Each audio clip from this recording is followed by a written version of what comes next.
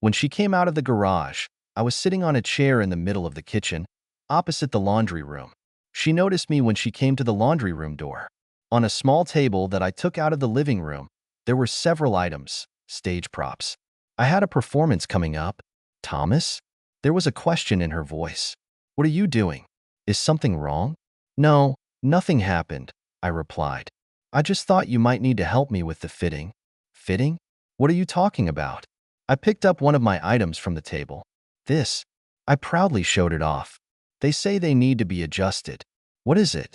What is it? She asked. Are you serious? Although sometimes I like to make jokes, it wasn't a joke. Well, it's almost not a joke. Everything was supposed to get serious. No, it's not a prank, I said. This is a special device.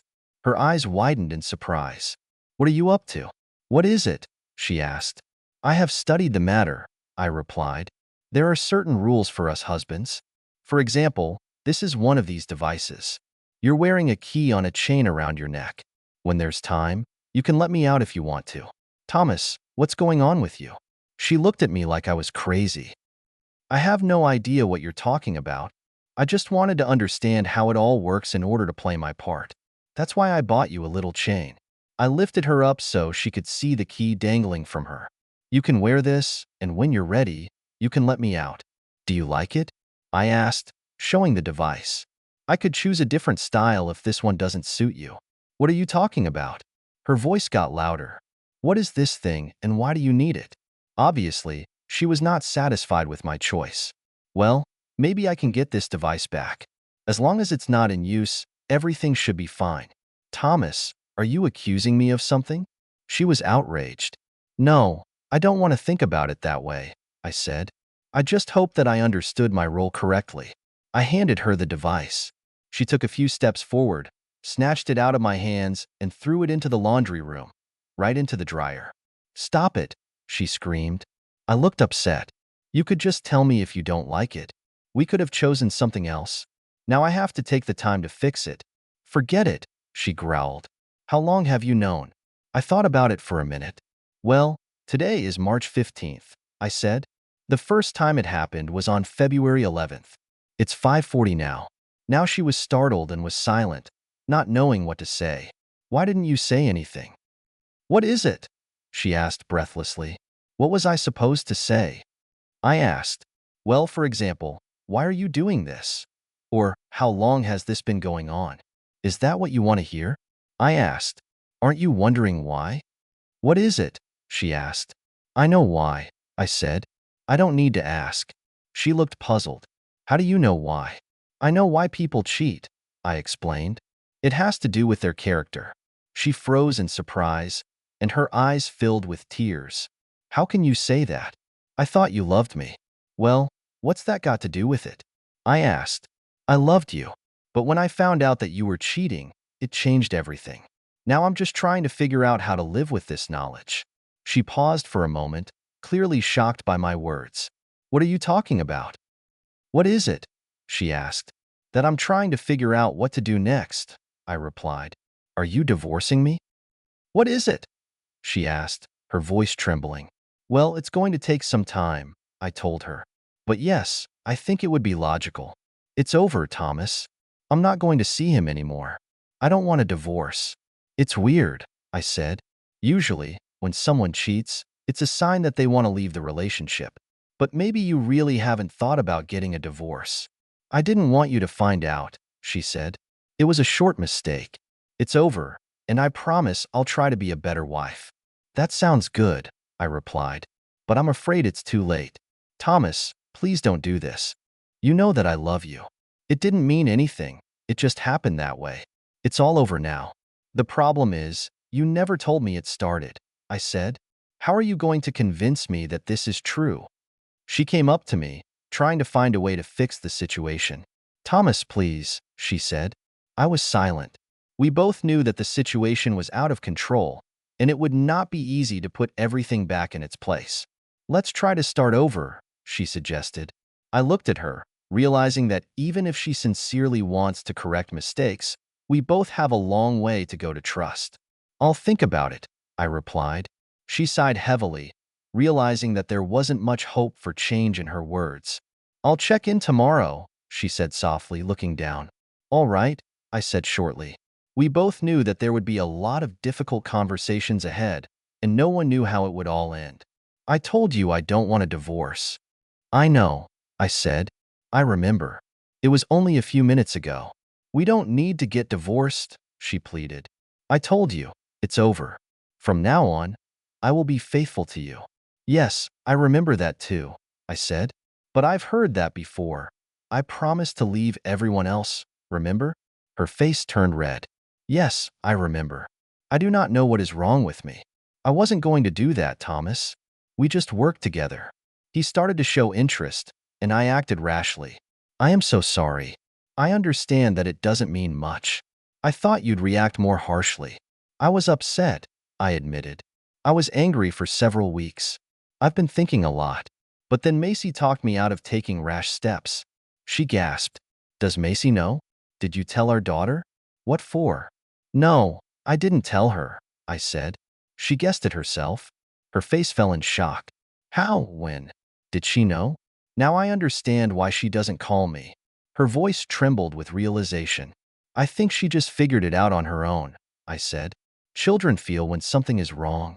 She sat in silence, tears streaming down her cheeks. Finally, she broke the silence. "Thomas, what should I do now?" "I don't know, Ronnie," I said. "Maybe there are books or articles on how to restore trust." She looked at me blankly. "Do you need to humiliate me?" "What is it?" she asked. "Did that make you feel better?" "I'm not trying to humiliate you," I said. "I just became different after all this." "I'm sorry," she whispered. "Can you help me now?" "I'm not sure," I replied. "What did you expect when everything was revealed?" "I didn't think you'd find out," she replied. "I wasn't thinking at all." "Well, now that everything has been revealed, what do you suggest?" She thought for a moment. "How do you feel about the idea of an open relationship?" "I think this is a step towards divorce," I said. "Are you sure?" "I've read about it, and it's on TV," she said. "Yes, I'm sure," I said. "This is unacceptable to me." She paused, considering my words. "Thomas, what should I do? I don't want to lose you." "I do not know," I replied. "I suppose it takes time and work on the relationship." She took a deep breath, considering what had been said. "I don't want to get a divorce," she said, trembling slightly. "I'm ready to fight for our marriage." "It's not just your choice," I said softly. "The process has already been started." "I will not agree to this," she said decisively. "Why?" "You've shown yourself that you don't want to be in this marriage," I asked. "I want to be with you," she said. "Then why did it happen?" I asked. "It was a mistake." "I know that's not an excuse," she replied. We both fell silent, feeling the weight of what was happening. "I'll check in tomorrow," she said quietly, avoiding my gaze. "All right," I said shortly. We understood that there was a long way to go towards a possible reconciliation, if at all possible. "Yes, I mean, stop calling him that. I told you it wasn't that important. He's nothing, Thomas. Trust me, you've always been enough for me. Have you been interested?" I wondered. She blushed, which surprised me a little. "Girls talk about these things sometimes," she said. "Really? How much is Sam like him?" I asked. "He was always bragging, even though Sandy wasn't around." "I have no idea," she said. "For those who brag, it's often the other way around." Well, I suspected that. "Thanks, Ronnie. You learn something new every day. Are we done talking about the divorce and all that?" "What is it?" she asked. "I think so. But the issue of divorce will come up anyway," I said. "We have not yet decided where it will all take place. There will probably be hearings." "We're not getting divorced," she said flatly. With that, she went upstairs, and soon I heard the sound of a shower running. I decided to go about my business so as not to get in the way. Then I went to a restaurant and ordered a steak. In the middle of dinner, my phone rang. It was Ronnie. "Where did you go?" "What is it?" she asked. "I'm eating," I replied. "The steak is excellent, tender, although it is usually hard." I heard a heavy sigh on the other end. "Why didn't you ask if I wanted to go with you?" "I thought you might want to settle your business," I said. "I didn't want to bother you." There was something like a chuckle on the other end of the line. I was going to decide everything tomorrow, she said. When are you coming home? Tonight, but I still have a darts tournament with my friends, I said. I'll be back by 9, if nothing delays. You better get back in time, she said urgently. When I got home, she was in the kitchen, fussing. I went upstairs, took a shower, and went to bed. After a while, she came, lay down next to me and tried to start a conversation. Thomas, why are you being so rude? She said. We're just discussing how to move forward, I replied. She was silent. In the morning, we had a quiet breakfast, and I went to work feeling that the day had gone well. When I returned home, she met me at the door and told me that she had gone to get tested. The results were due in 3 days. You know, Ronnie, if anything else happens, you're going to have to take the test again, I said. I'm not going to do anything, she replied sharply. I'm not dating anyone else. I will be faithful to you, Thomas, as I promised. I nodded, feeling that she was sincere. On Friday, she met me at the door with the test results. You see, I told you so, she exclaimed. It's all right. She tried to hug me, but at that moment the doorbell rang. Opening it, she saw a tall man in a business suit. Veronica Brown? He asked. Yes, it's me. What's the matter? He handed her a large envelope. You've already been served, ma'am, he said and left. Veronica turned to me. Thomas, what is it? I'm pretty sure they're divorce papers, I said. She sat down on the floor, shocked. Why? What is it? She asked, barely holding back tears. I told you I don't want a divorce. I'm sorry, Thomas. Please don't do this. I helped her up and put her on the couch. I told you this was going to happen. I reminded him. Did you think I was joking? No, she sobbed. I thought you'd change your mind. Give me a chance, Thomas. I'll show you what a good wife I can be.